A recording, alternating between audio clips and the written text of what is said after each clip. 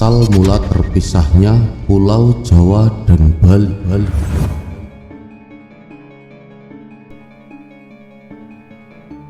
Sedulur-sedulur nasihat kehidupan misteri.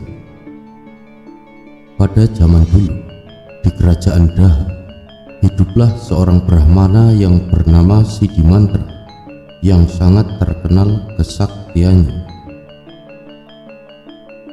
Selain sakti, Siddhimantra adalah seorang yang berbudi pekerti luhur dan disegani oleh masyarakat karena memiliki pengetahuan agama yang luas.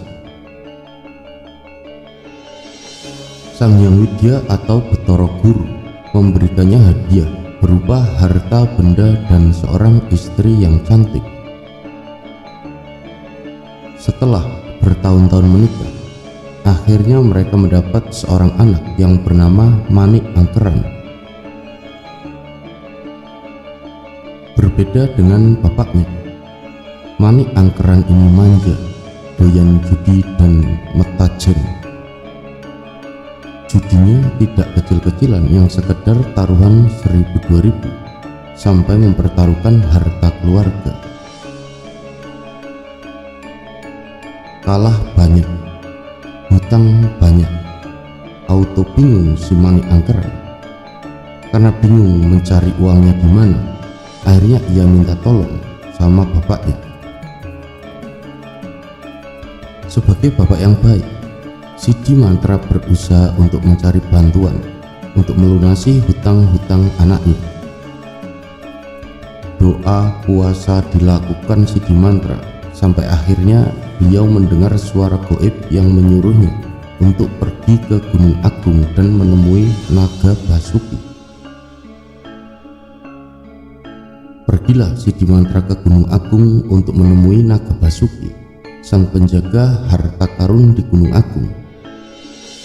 Dan benar saja, sesampainya di sana, Siddhimantra dibantu oleh Naga Basuki. Dengan sedikit menggeliat, harta berupa emas pun bermunculan.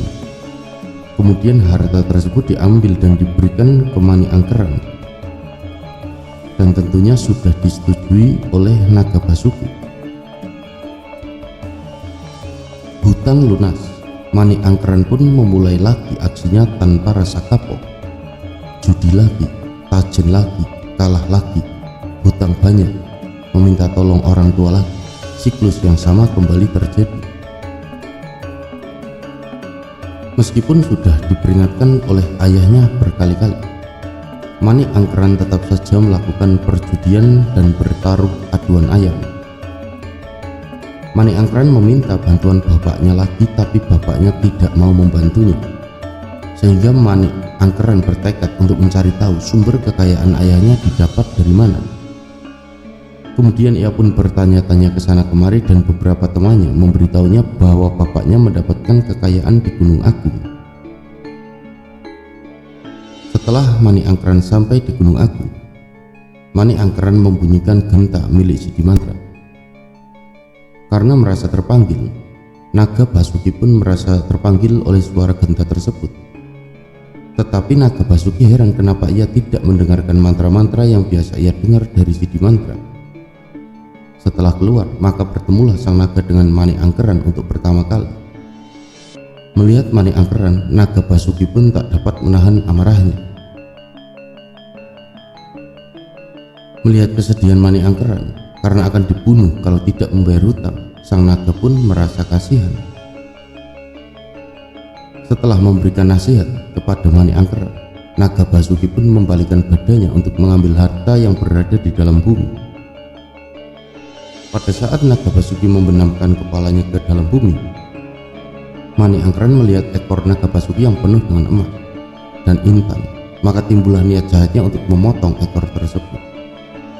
Sesegera mungkin Mani Angkeran mengeluarkan keris yang ia bawa dan memotong ekor Naga Basuki dengan satu kali tebasan.